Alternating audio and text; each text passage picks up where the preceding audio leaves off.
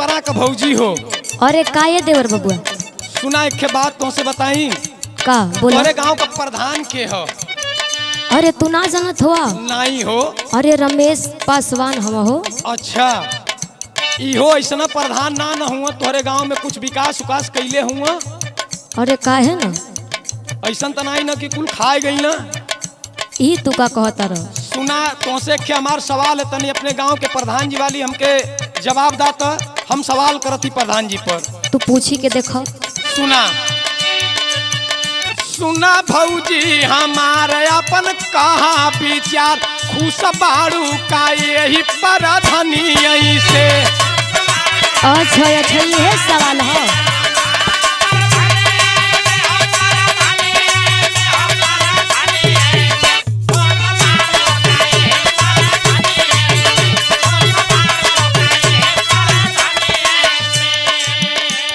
ए देवर बबुआ। हाँ बोला। सुनो तारो। हाँ। अरे ये प्रधान जी एक गांव में इतना सबके विकास देवल है ना। अच्छा कि तू अभी जनते कहाँ हवा? अच्छा तो बतावा। आएगो उनकर बात सुना। बतावा। नहीं करे गुमान सबके देवे सम्मान, खुश बानी देवर प्रधानिया से।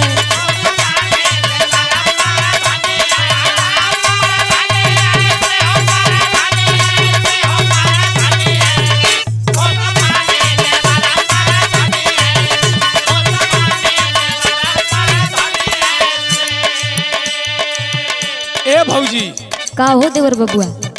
तोहरे गांव का प्रधान रमेश भैया है हुआ। हाँ बढ़िया सम्मान देता हूँ, लेकिन ये दिल में एक बात खटखट कर दे। कौन बात खटकता हो? सुना हमार बात। का बोला?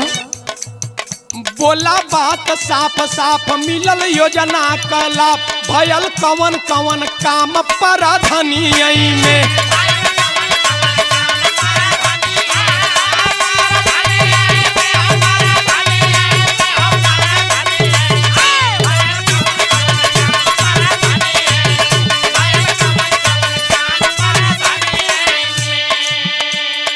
आज सुनो ये देवर बबुआ। हाँ बोला। जब ई तू सवाल करते हव हाँ तो सुना हम बतावत हनी का कइले हव। अच्छा। मिलल सबके आवास, रहल जकरे ना पास, दुख दूर भइल सबके प्रधानिया से।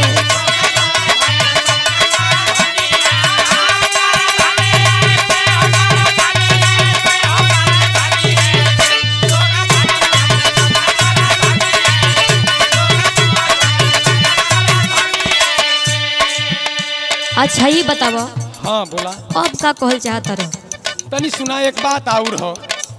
एक बात तुमसे सवाल न पूछब, लेकिन एक हमार बात सुना। का बोला?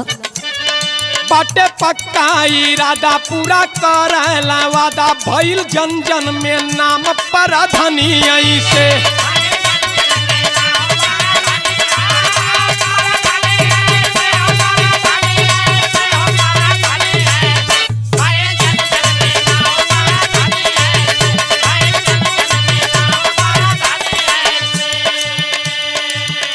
ए देवर बबुआ। बोला। अब तोहरा के विश्वास हो गई कि ना? अब हिन विश्वास ना भइल है। काम कैसे करो ये बता देबू तो जान जब हमके विश्वास हो जाई। अच्छा तो सुना। बोला। काम करे खींच खींच, नहीं देखे ऊंच नीच, सब करे गुड़े गान प्रधानिया से। अब समझ में आवत है? हाँ हाँ समझत है समझत है।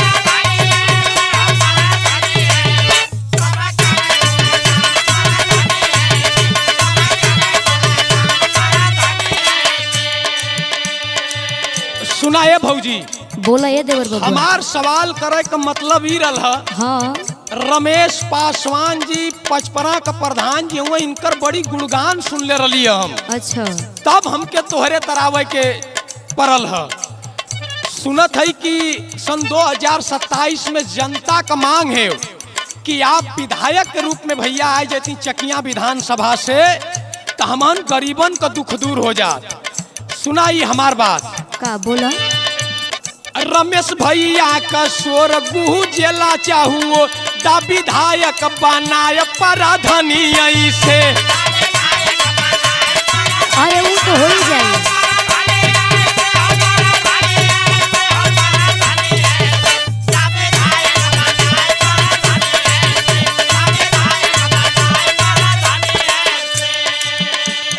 सुना, बोलो।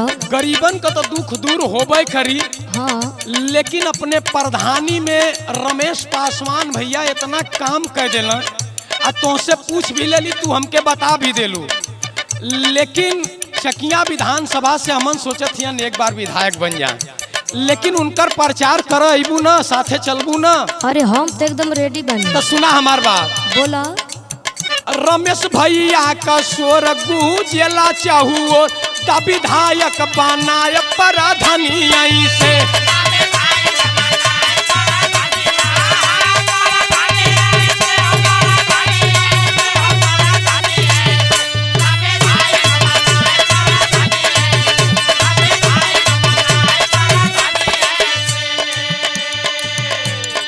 ए देवर बबुआ, बोला।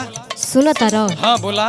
ई रमेश पासवान जी से इतना प्यार दुलार आशीर्वाद मिलेला। अच्छा। हमहन को तो मने भाई पूरा गांव जनता का मन बा कि उनके अगली साल विधायक बन जाए। अच्छा।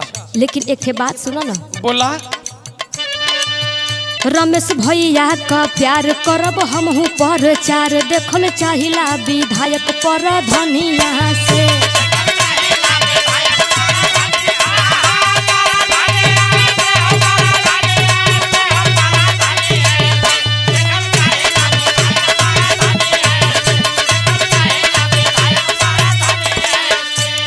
खुशबाड़ू पाए ही प्रधानिया से, खुशबानी देवर प्रधानिया से।